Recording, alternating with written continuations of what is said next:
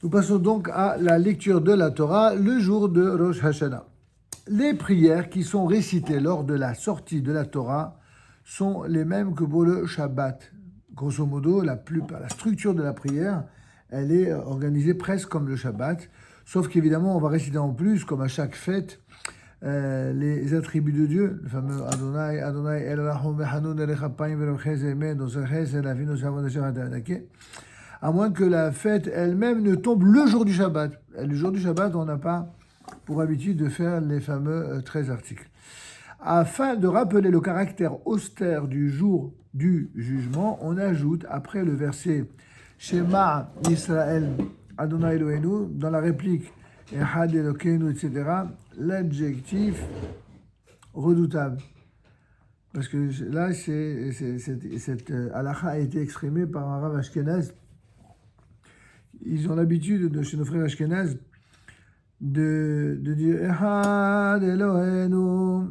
Ils ont l'habitude de faire d'abord Shema Israël, Eloheinu Adonai Echad, Echad Eloheinu, Gadol Adonenu Kadosh, Shemo. Les Ashkenazim disent cette phrase. Et le jour de Rosh Hashanah, ils ajoutent Kadosh Venora, Shemo, grand, comment dire, Kadosh, ça veut dire saint et son nom. Et ils ajoutent Venora. Saint et redoutable est son nom. Pourquoi ? Parce que pour rappeler qu'on fait partie des Yamim Noraim, des journées redoutables. Maintenant, pourquoi, en quoi elles sont redoutables ? Par le fait que le sort de notre existence va reposer sur le jugement qui sera rendu par Hachem ce jour-là.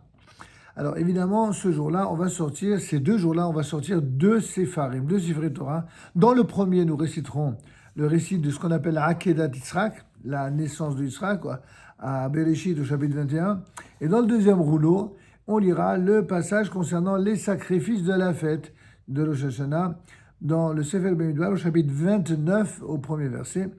La Haftara a été, elle, choisie dans le premier livre de Samuel, au chapitre 1er, 1 à 2 et 10. Il s'agit là-bas de la prière de Hannah. Vatitbalel Hannah vatomar alaz libi vadonai rahavi aloya vagizamadi bijuadecha. En fait, toutes les personnes pieuses qui prient tous les matins commencent le matin par Vatitbalel Hannah. Les hommes commencent par la prière d'une femme. Pour donner la mesure de la valeur et de la haute portée d'une prière lorsqu'elle provient d'une femme pieuse et sincère. C'est dans cette prière de Hannah, la fameuse Hannah, où le nom divin est répété 9 fois, que nos sages ont trouvé une allusion aux 9 bénédictions de la prière de Moussaf de Rosh Hashanah. Tu comprends le lien ?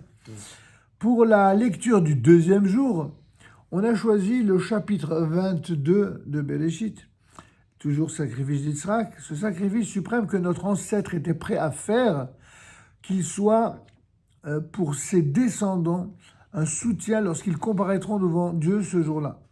Comme pour dire que, en fin de compte, les jugements des hommes sont toujours faits par Dieu en fonction, bien sûr, de leurs mérites réels, mais aussi des mérites qui ont été, en quelque sorte, le résultat d'épreuves.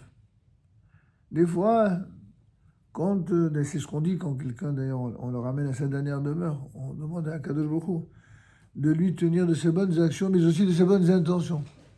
Il arrive parfois que quelqu'un soit quelqu'un de bien, il a des bonnes intentions, mais il a de grandes faiblesses, il a un manque de force, un manque de conviction, un manque d'opiniâtreté qui l'amène à fauter. Alors on prie Dieu pour cela, on prie pour qu'il nous pardonne de ces fameuses fautes-là. En tout cas, la Haftara est choisie dans Jérémie, au chapitre 31, versets 5 à 20, où elle se termine, cette Haftara, par l'évocation de notre mère Rachel, Mebaka al-Baneha. Rachel, notre matriarche, la deuxième femme de qui ? Yaakov. Yaakov, il a eu Rachel et Léa. D'accord ? Donc, c'est la première femme, mais qu'il a eue de façon vicieuse par le beau-père Lavan qui a placé Léa avant Rachel. En vérité, il avait travaillé pour Rachel. Quoi qu'il en soit, comment ? Est-ce que vous connaissez l'histoire des youyous ? Non. Non. Non. J'ai entendu Ouais, je sais pas si c'est où. Bon, C'est juste, pas une bêtise. je termine sur ça, tu me rappelles ça. En tout cas, Rahel qui pleure ses enfants et par les paroles combien émouvantes du prophète. Éphraïm est-il donc pour moi un fils chéri, un enfant choyé, puisque plus j'en parle, plus je veux me souvenir de lui. Tout cela afin d'évoquer les mérites d'Israël dans le passé lointain et les messages prophétiques qui nous assurent un avenir radieux, qu'il nous soutienne en ce jour de jugement et que Dieu veuille nous accorder sa miséricorde. On va passer aux questions.